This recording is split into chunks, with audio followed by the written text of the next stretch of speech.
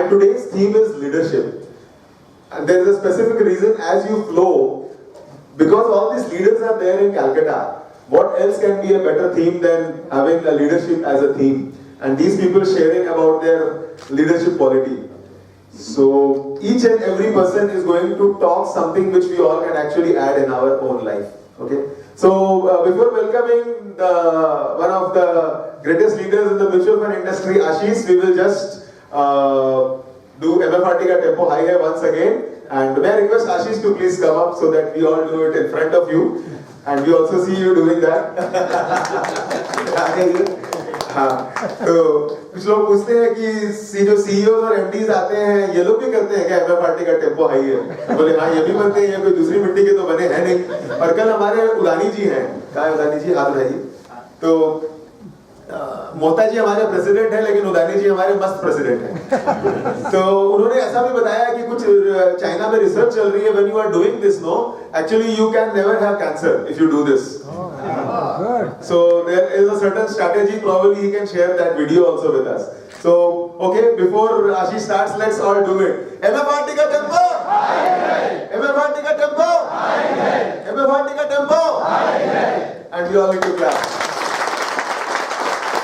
सारी मीटिंग में जब जाती है, when we clap, we all need to clap. So it is good for our health.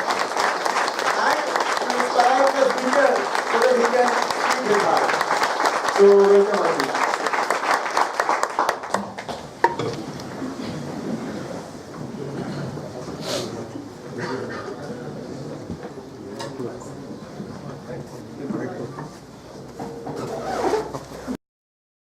Thank everybody at MFRT. We are quite lucky that we happen to be in the same place exactly when we are doing the MFRT experience.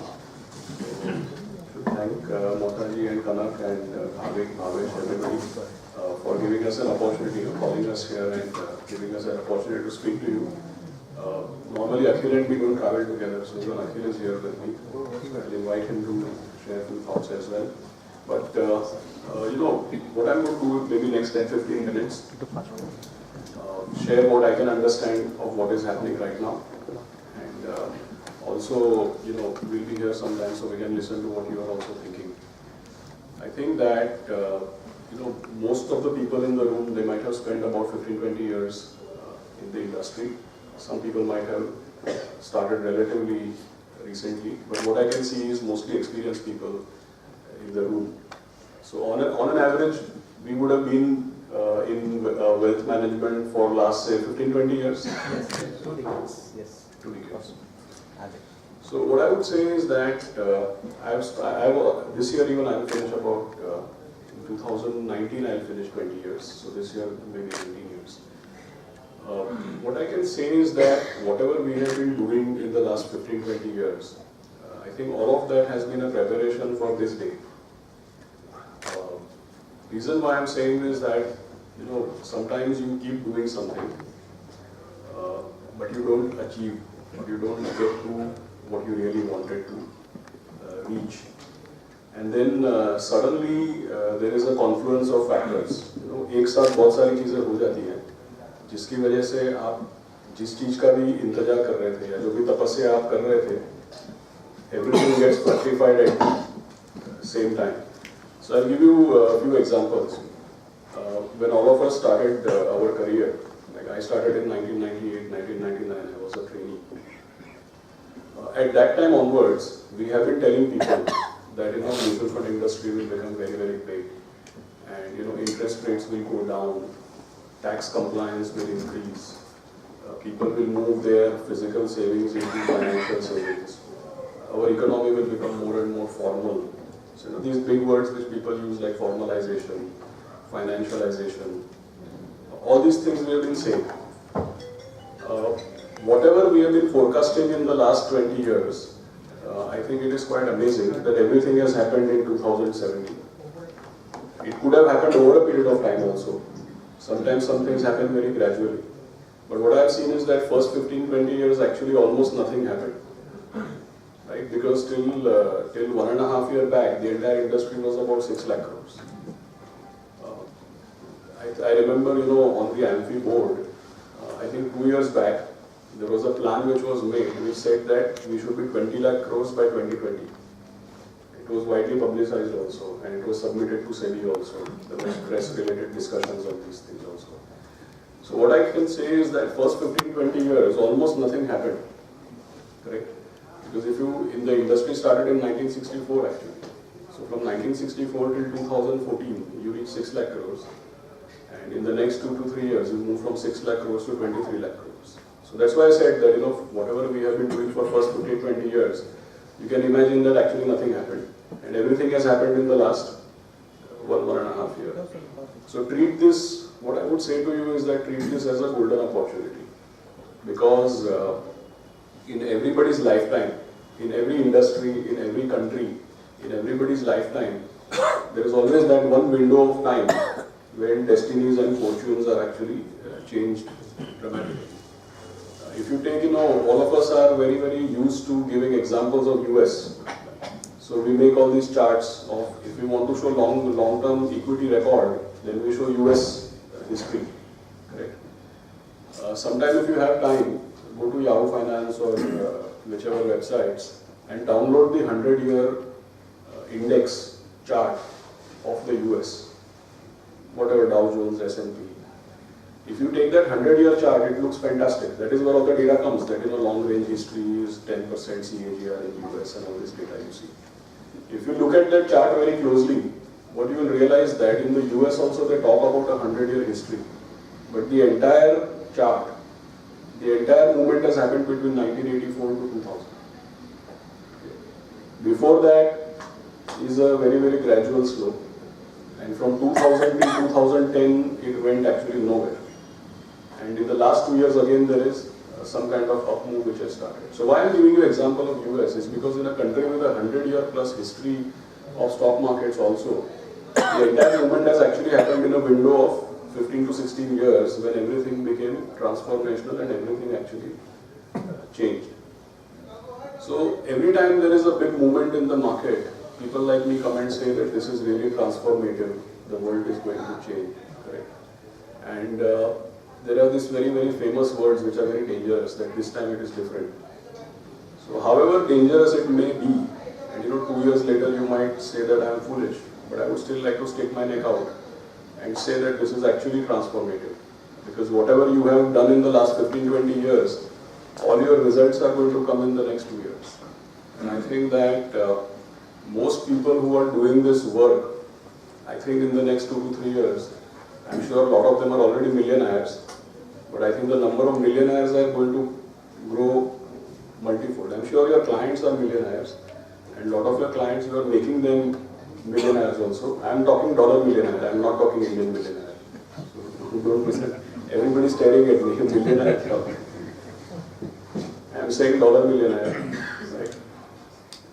So that itself changes. No? In 1995, somebody told you that Indian millionaire, that also would have been big deal. But see how much we have traveled. Now when I'm saying millionaire, everybody is looking suspiciously. I mean dollar millionaire. So I'm sure your clients are dollar millionaires, but I'm sure that in our industry also there are many people in this room who are millionaires. But I can tell you that pretty much the number of millionaires in this is going to become multifold. That is what I mean by saying that we are in the right place, right time, so we are lucky. Now there are few things which you should not do when you are in the right place at the right time. One is that you should not get distracted. Because whatever you've been waiting for last 15-20 years, that time has come now.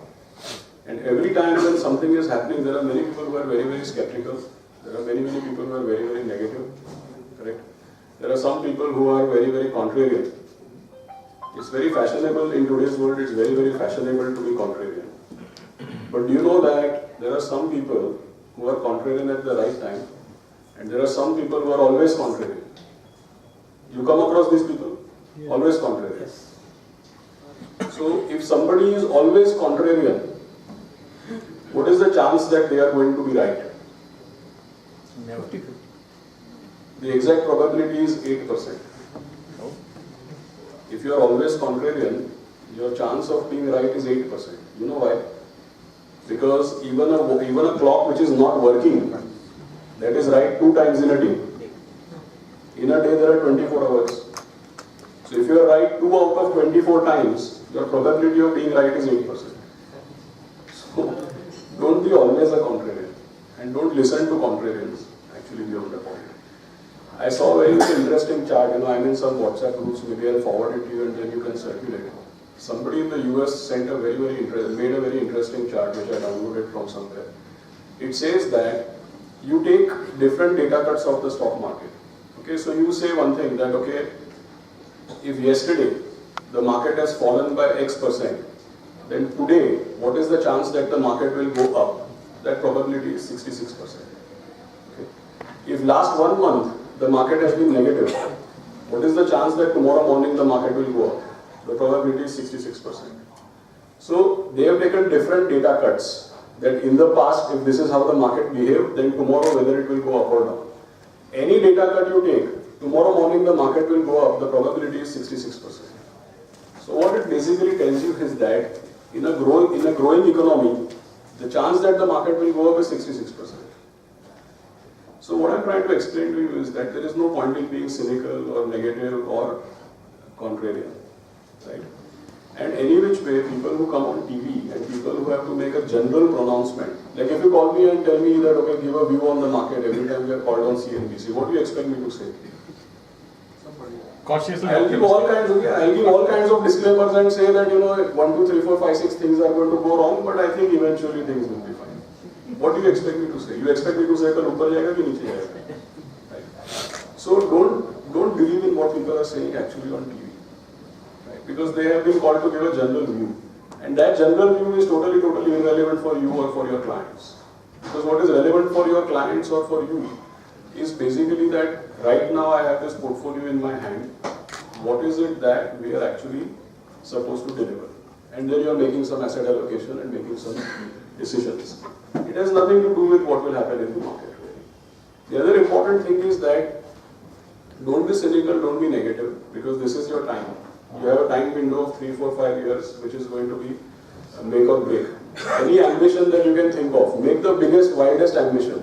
Any ambition that you can think of, build that ambition, and I can tell you for sure that in the next 3, 4 years you will be able to achieve it.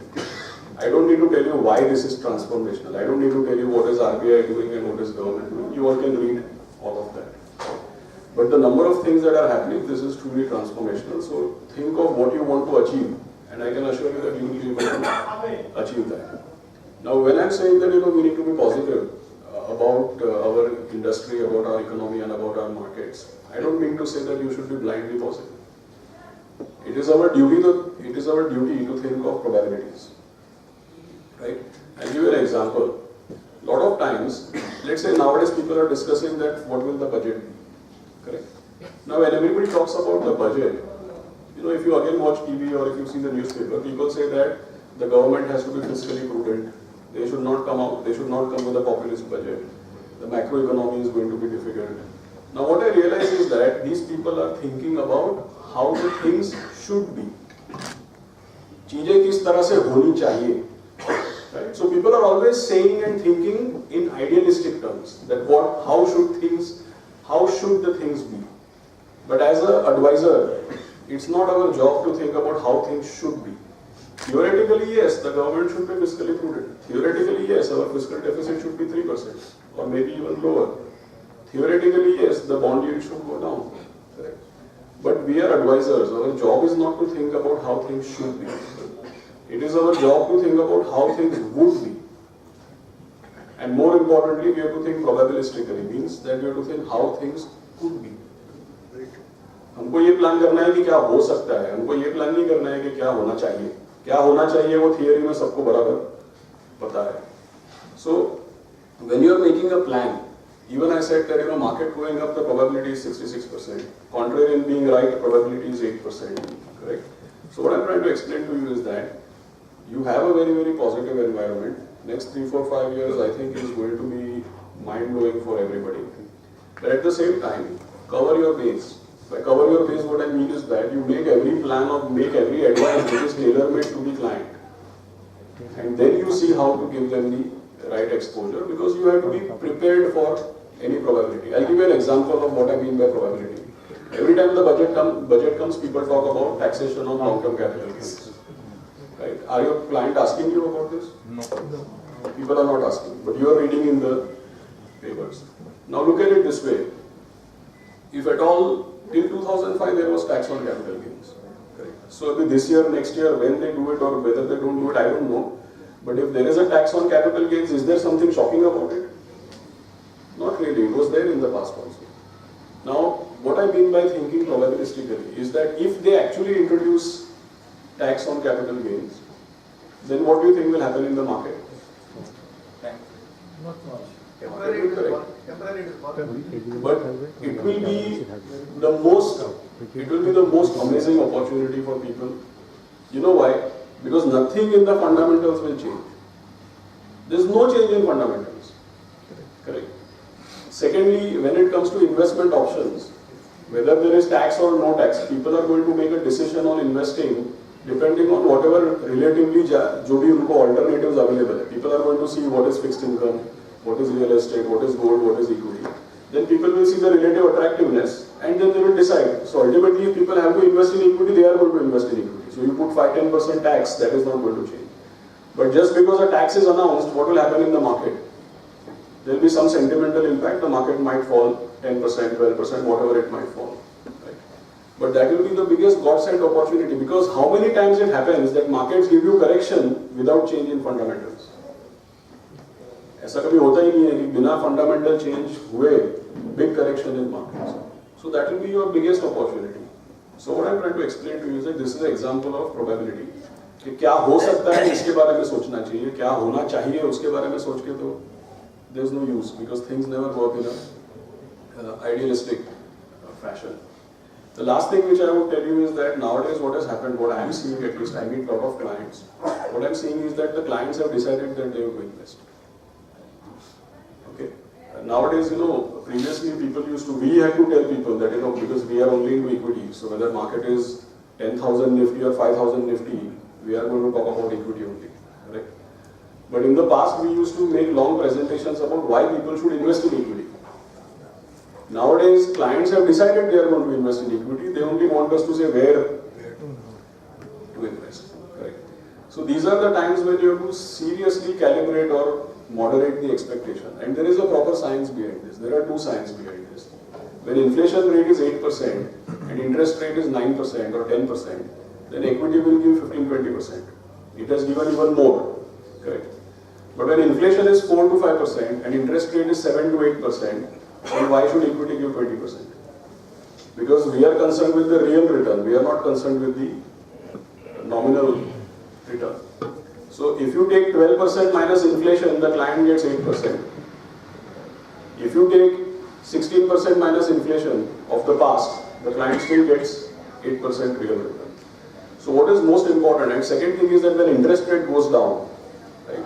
When interest rate goes down, the PE ratio in the market automatically goes up. So from both the aspects, people will make very good real return, but you have to reduce their expectation of the nominal return. I am not trying to say that because we are negative on the market or something. However positive we may be on the market, but this is a perfect science. When inflation goes down, interest rate goes down, all kinds of returns will actually go down. And the last thing which I want to tell you, a lot of time people keep, we run a very big PMS portfolio. Sometimes we get redemptions, of course. Nowadays, some people are withdrawing, some rich people are withdrawing money. They made a lot of return in the last 1 or 2 years, 45% CAGR and those kind of numbers. So we have a system. When somebody gives a redemption, Akhil has people in his team, they call the client and say, why you are here?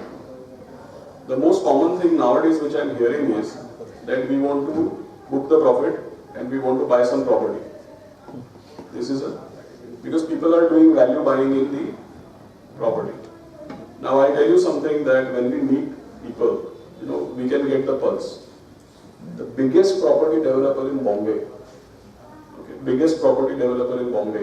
he has removed 1,000 crores from his business and he has put money in the financial market.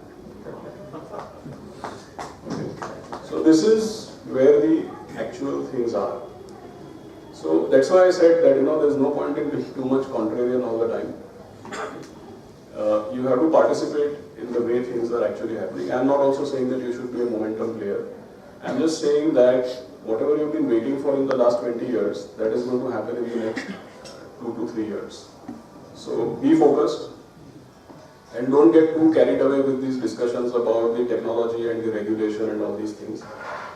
I've always said, maybe this is the last thing which I want to share with you. A lot of time people ask, I'm in WhatsApp groups where people ask about whether I should have an app or a platform, or whether I should actually be a RIA or a distributor. All these things people ask. I think that it is clearly dependent on who is your customer.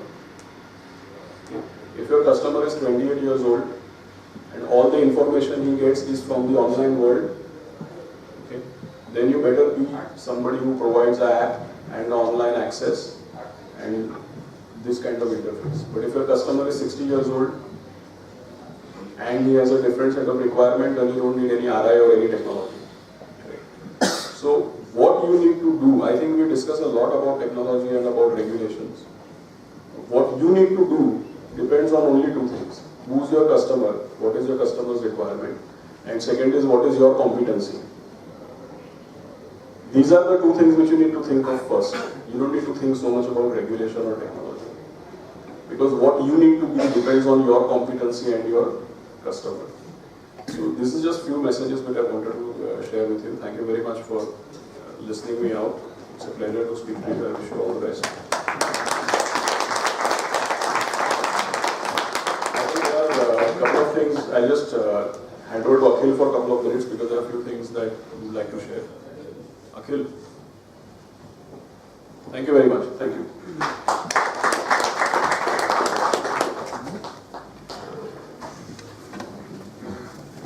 Morning, friends. Morning. Thanks for being here. Saturday morning. So usually after Aashish talks, it becomes very challenging for all the subsequent speakers. So good luck to you. I'm fortunately on his side, so it's okay. He's done half my job.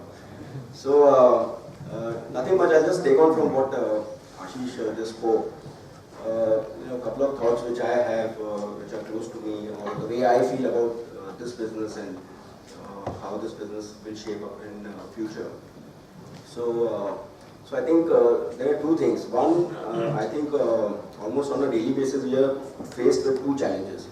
So one challenge is of course the market challenge, right? So we have to deal with the daily volatility, whether it is the equity markets, whether you're talking about debt markets, but they are ever changing. So many developments are happening, so many things are changing that you need to keep a tab on them. So that's one challenge we all have to deal with on a daily basis. The other challenge is on the advisory side. So given these challenges, how do we kind of handhold our investors and how do we kind of train them to start thinking, first start believing in asset allocation and secondly start thinking about long-term investing, right? So I think these two things are very, very important from our thought process. So what do we do? I mean, how do we handle the situation, and from your perspective, what you should do? So how you can be different? So you have regulations now, so every year there is a new consultation paper which is coming out, some new thoughts are coming out, and all of us are wondering that how the business will shape, what will be the environment. So that's the second challenge. So one is the market challenge, second is your regulatory challenge. Now how do you deal with this is one, of course, that there's no doubt that the business is going to grow. Our GDP is growing, so in the next 7, 8, 10 years, we will be a $5 to $6 trillion economy, and we are a savings-oriented economy. So a large part of the economy actually goes into savings. So there's going to be a lot of business for all of us. How do we approach to this business? How do we grow our business is up to you, up to us, all of us, right? So how do we differentiate? So one is that what is the value addition we bring to the customer, given the current the proposed regulation, where you have to choose between being a MFT or a RIA. Either ways, whatever you choose, I think what is going to make, what is going to be more important from client's perspective is how you are different. What is the value you are adding? Correct? What is the differentiation? There are, I mean, few years back, there were 8,000, 9,000 active IFAs. I think this number has gone up to about 20,000-25,000 active IFAs, while total registrations have crossed 1 lakh. So, I mean, there is tremendous competition. And given all these changes which are happening, or the environment which is changing, how do you become the winners? How do you become the leaders? how do you get the maximum share of from the market, right?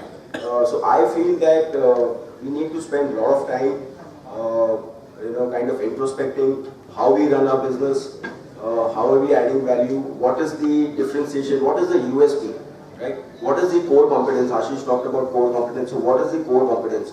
And when I talk about this subject, there's an excellent TED talk which has changed the way I think. And I can share with you. You can note it down. So this is a TED talk by Simon Sinek. It talks about why, how, what. I've spoken a couple of times before also. I think it's a superb, 25-30 minute video. It talks about 3 golden circles. So the inner circle is why, the outer circle is then how, and then finally it is what. So why is basically your actual mode. So we talk about investing, we talk about mode-oriented businesses. So why is the mode, which is 90%? Right? Why do you do this business? Why are we all into financial planning or mutual fund distribution business? Right? Eventually, we want to make a lot of money for the clients. We have to help them achieve their goals. So that's the why part. Then how do you do it? So I am into financial planning business. And then you have identified the reason why you want to do it, because you want to help people become rich.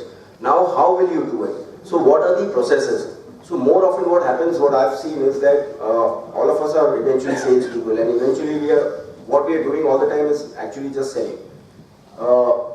But before selling is the most easiest part, I feel. Identifying the why, then working on your process, the how part. So, how do you do the financial planning?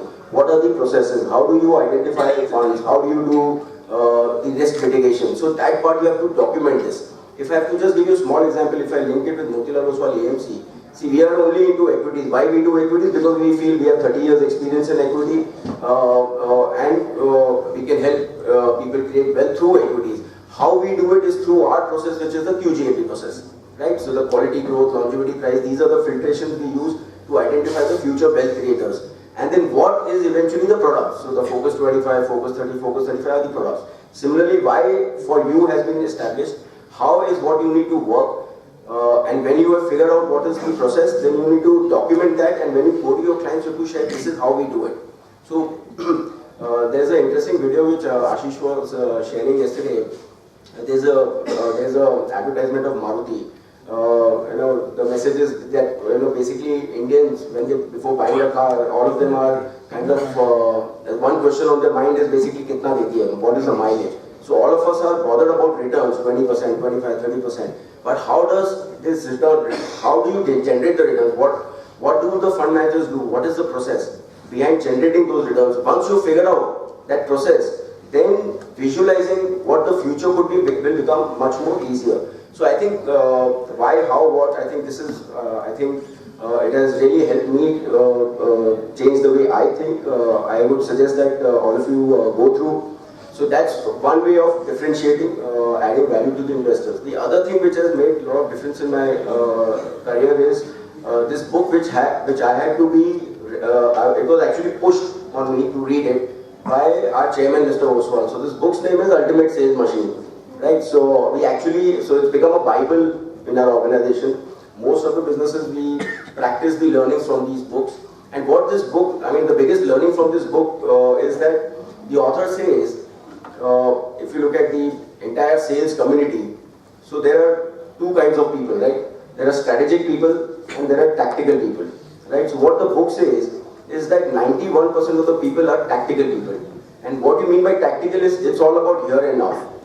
Maal becho, aage badho. That is called tactical.